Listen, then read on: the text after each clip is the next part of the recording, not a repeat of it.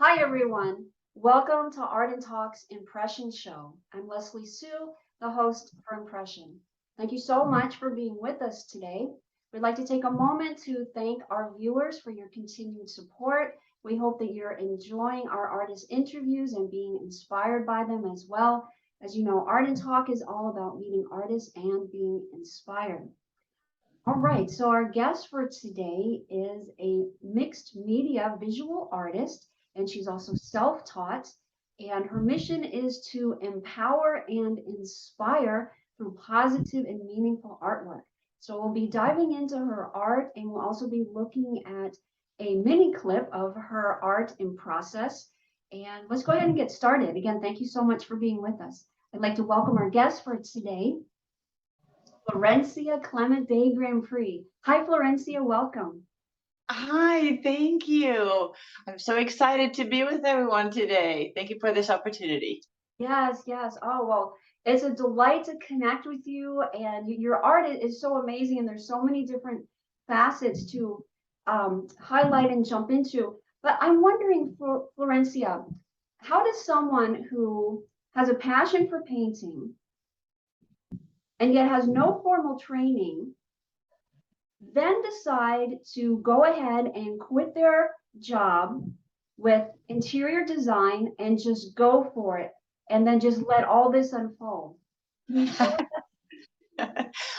one of those things that I just had to do. Otherwise, I was just going to die. And I knew I could do more. I just didn't know how I was going to do it. But I had collected all these samples of fabric and wallpaper from interior design projects when they finish them or they change out the books. So I'd been collecting all these samples. And how did you just develop this, just like this gusto to do it? Now, you said it was like you were going to die if you didn't do it. So do you feel that I mean, this was so strong within your heart and within your soul that you knew if you were not going to do this, that your life would be completely different? Like, if, for example, you hadn't done it, then it could have been like very traumatic. Oh, definitely. I was at a point in my life where I was at my lowest, and I had to go back to basics and think, what is it that makes me happy? So I went back to that. I went back to that feeling. I had to go back to that because otherwise I was just miserable. I was not doing something that makes me happy. And so I thought, yeah, I just got to do that. I'm not getting any younger. I was already over 40. I thought better start now. And that was in 2014. Mm-hmm. Yeah, I have to say, I so honor that move, and that you trusted your heart, you trusted your instincts, and you, as you said, you went back to basics. You know, it was from Yep. a very low point, and you said, "What makes me happy?" And then you Yep. just went for it, and then so much has happened for you. Yes, I'm so glad I did it because I always say there's no plan B for your passion. So if your passion is to paint, there's nothing else that's going to substitute it, and you have to make it work. Mm-hmm. So that's how I went in with that idea that I had to make it work, no matter what. Now, moving into the pandemic, you created an amazing series that is called the Guardians of Sacred Space, and you moved from working with kind of like the upcycled and different materials at recycled materials, upcycled, that kind of era. Then you realized that you could paint on area rugs and upholstery fabric. I wish you could touch upon that with us and the astounding portraits that you ended up creating. So I was painting on upholstery fabric in 2000 and I started in 2017. It was some of the samples again that I'd been collecting, and I thought, well, what if I can paint directly on the fabric, because I love pattern, and I just wanted to incorporate it even more, not just on the surface. I just poured it because at this point I just wanted to go really, really big. So I thought, okay, rugs have the pattern, and I just had to figure out what kind of rug. The pandemic, especially at the beginning when we didn't know what to expect, and we were at home. And I thought, well, this home is our sacred space. I need something that when you feel that is at home, that's there, that it's making you feel like you want to be in this space and like you're safe there. Series of Guardians of Sacred Space. And I also created this one in the back that you can see is actually my Kobe Bryant one. So that one I did at the same time, but he's not necessarily a guardian of sacred space. I would say it's a metaphor for life. Let's look beyond the surface and see how many more layers there are to us and to life itself. But just all the layers are a metaphor for that. Yes, yes, that is so beautiful. And so these portraits are powerful. And as you said in your bio, they really create a sense of protection and calm. And that was to kind of counterbalance all the anxiety and all that was going on during the pandemic. Yes, definitely. And these are large scale. Can you tell us approximately the size of them?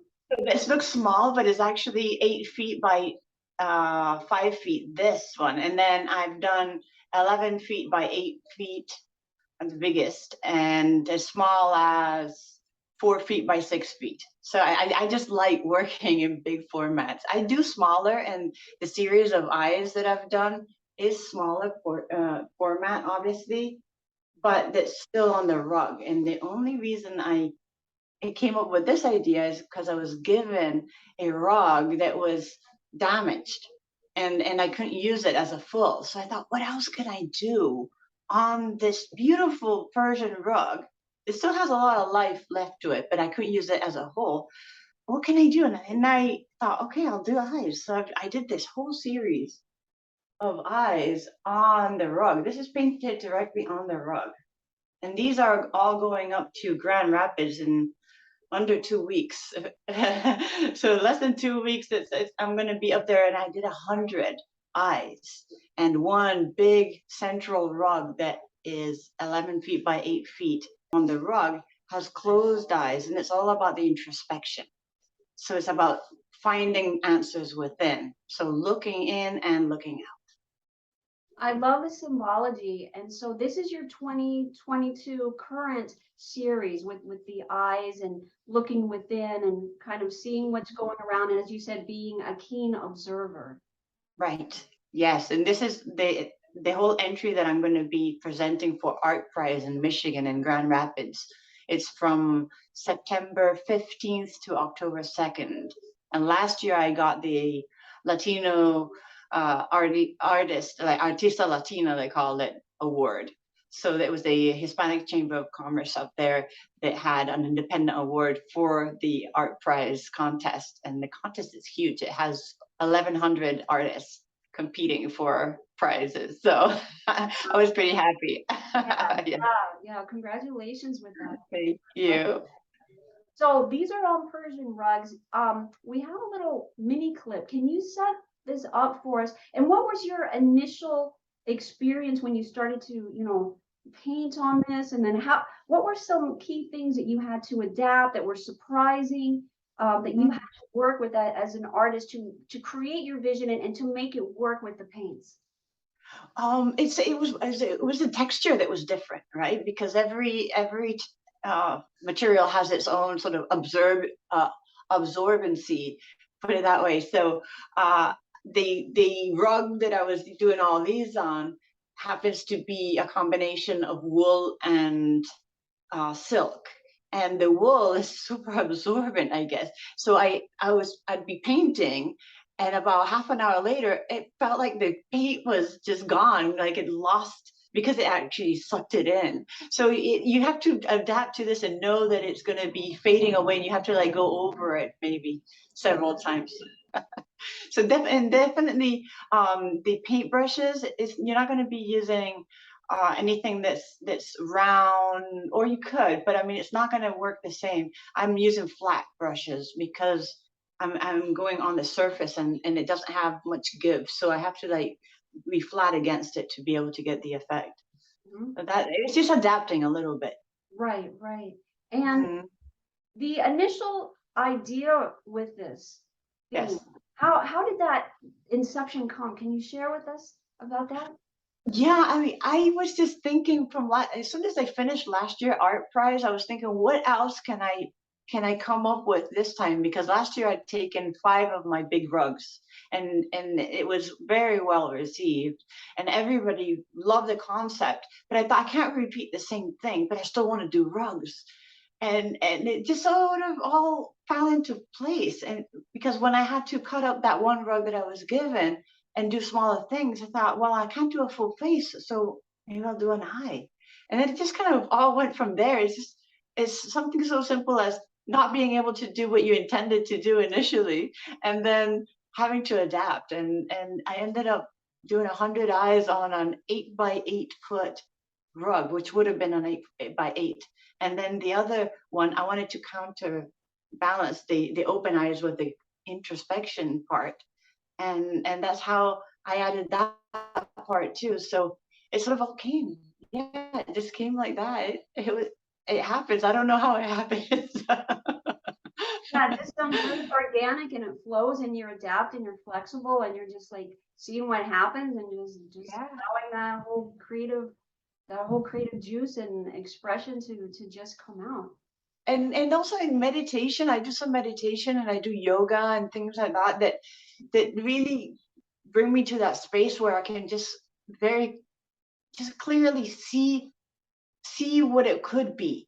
Like I can imagine all these things, and I knew where I was going to be showing. So I'm like, okay, this is a very large space. What would have a great effect and would be the best way to convey my message? So I thought, okay, I'm going to do 100 eyes. And that's how I even decided 100. Well, I don't know why. I could have said 88. I could have said, I'll do 10 eyes and that would be really big. Instead, I'm like, I'm going to do 100 eyes because that is like a goal. And I had to set out a goal. And I'm like, 100 eyes. And I literally started in January and did my last eye about 2 weeks ago. Wow. Yeah. Long time. Yeah, that is a high bar to set with creating 100 of them. Yeah. I'm wondering, so it sounds like you get a lot of ideas during your quiet, sacred space for yourself, Florencia, in meditation and yoga. And then I'm also wondering, prior to painting, do you have any rituals that you do? Like, do you go into a meditation and then paint, or is there any kind of thing that you set up as something sacred and then move into your creative expression as a painter? I don't have a ritual per se. It's not like I have to have it just so, but I do like to paint at night, as most creatives do, because it's quiet, and that's when I can be, in sort of in the zone and not be interrupted. And I have a little dog, and he finally calms down after about 10 o'clock at night. So he retires to his bed, and then mom can get on with painting. So that sort of gets me in my little fantasy world. And then I think of all these eyes could be almost like the eyes of the rug looking out and seeing all these things that happen in the family. Yeah, that even adds a whole nother dimension and a whole other level, that encompasses this, like, thinking about the rug as having a life of its own and has experienced so many things, a celebration of this or that. And so now that encompasses that, and it's just like the layers just start to build. Almost like it's infinite. Yes, no, it's great. I mean, you can go forwards and backwards with it. I can go backwards to when this was made in Iran, and I'm thinking, who made this in Iran? Like, what were the hands that made this tapestry, this rug? Because it's hand knotted. It is beautiful, and I just thought of how many hours went into that. And normally, I don't paint on original rugs that are handmade, because I feel like that's someone else's artwork that I'm now almost defacing. But because this rug was going to be discarded of, and it basically had reached its life, like its use, it had already served its use, I thought I can give it another life by making smaller pieces out of it. So I extended its life in a sense. Wow. Yeah, I love that. It's beautiful. Let's go ahead and take a look at you in process. We have a little mini clip that you prepared. Yeah. Go ahead and pull that up. Take a look. Yeah, this is a time lapse of, I think, eye number 97 or 98.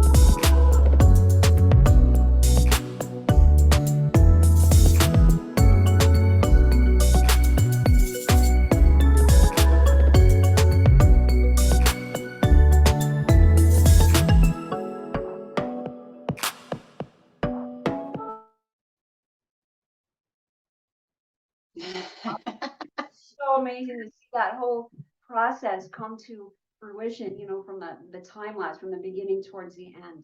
Right. So you could see the actual area rug to begin with, with all its patterns and everything, and then it just kind of becomes something completely different. This one is also made from the same area rug and it's the same format as that one. This is actually I-100. I thought I'd share the last one, so it's like complete.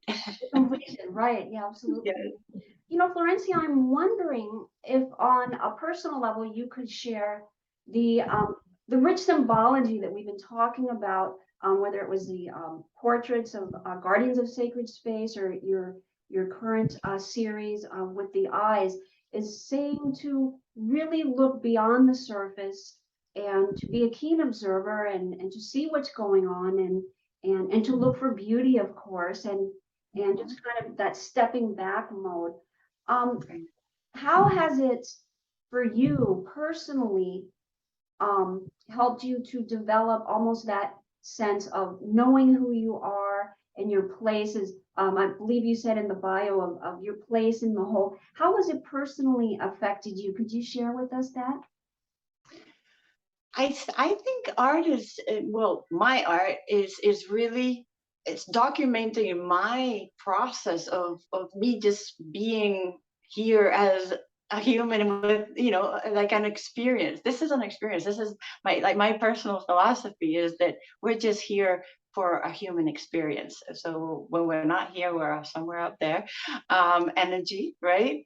And then we get this chance to come down and have this experience that can be whatever we make of it. And so I think of it as being, we have this one chance, let's make the best, how I can make my best life too. So if I can do it for others, also have a better experience, that's for me is mission accomplished. It's all about hopefully helping other people also process in a sense. So I know it gets a little weird when I talk about it that way, but it really does feel like I'm a messenger to let you know that it can be all that you want it to be. And I'm the proof that it's never too late to start either. And that we all go through things because a lot of mine is very healing. I feel like it's healing art, it's healing for me and hopefully for others too. So I do it in hopes that when people look at it, they go like, wow, it is possible. And it's also my legacy. So everything I do, I think of what am I leaving behind? What is going to be the message when I'm no longer here? And people look at my artwork, what am I saying? What am I trying to convey that they can still get from my artwork, even if I can't explain it to them. So I know it's a little strange, but I think it makes absolute perfect sense, and it's okay, good. yeah, and it's a beautiful thoughtful way that first of all take those initial steps, just going back to the beginning of this interview, to heal yourself through art, your amazing art, I might add, and then also allow that to be an avenue for others to heal as well. And I think that kind of opens up a whole other conversation of the fabric of our connectivity and our oneness, and that you're saying that it's possible for you, it's possible for the viewer. And what a beautiful mission, what a beautiful vision to have, and using your talents and skill in the arts as the vehicle to help us heal, to help the viewer heal, and to experience beauty and all these different avenues. And I love your thought process too. You're very clear and also very comprehensive in looking at the symbolism, the metaphors, and bringing yourself into it, bringing the viewer into it, and also looking at your legacy. Like, you look at all these different angles that create this whole composite of Florencia and what she is creating. Yes. I just want everyone to make the best of the time they have here, and we all have different skills and different things gifts that basically that we bring to the world, right? We have certain gifts, and if you don't share those gifts, you are depriving everyone else of your gifts. Why would you want to do that, right? So I'm thinking if this is what I can do, I'm going to do it as well as I could. I'm going to do the best job possible and just share. And I think this is positive motivation also, Florencia, through you sharing your story. Also, viewers that might be watching who may have another job, but their passion may be in painting or in some other area of art or whatever that might be, and that they would also have the courage, the fortitude, and the trust to, take that leap as well. It's because you are an example of like, yes, do it, and look what can happen. Right. Yeah, and I know it's scary, and it's taking that leap of faith. It starts a whole journey, which I call the hero's journey, and it really is a hero's journey because you go out there and you slay your fears, all the fears that you have, people, and that's where it's full circle, where you were the one in panic at the beginning, and then you can come back and tell everyone, it's okay, and it's okay not to know all the answers, and it's okay all about the experience and overcoming those fears. Yeah. So this is where I am now, 8 years later. Yeah. And I'm very happy. I've never been happier. I'm so happy I stuck with it. Yeah. So I always encourage people to stick with it. If it's really what you want to do, it will happen. You just got to believe it will. Yeah, those are such great words of wisdom. I appreciate you sharing that. When you take that leap of faith, as you say, doors open, you meet the right people, things line up. Yeah. And as you said, the practical aspects, it's a process. It's, may not necessarily be overnight, but it, it starts to show itself, and it all comes together. Right. We have to show up for ourselves and for others. So it's a lot of showing up. I would sign up to every art event. Anytime there was anything, I'd be there. I wanted to show everywhere. I wanted to just get out there, mingle with other artists, meet people. So at the beginning, it's showing up, and then it starts coming back.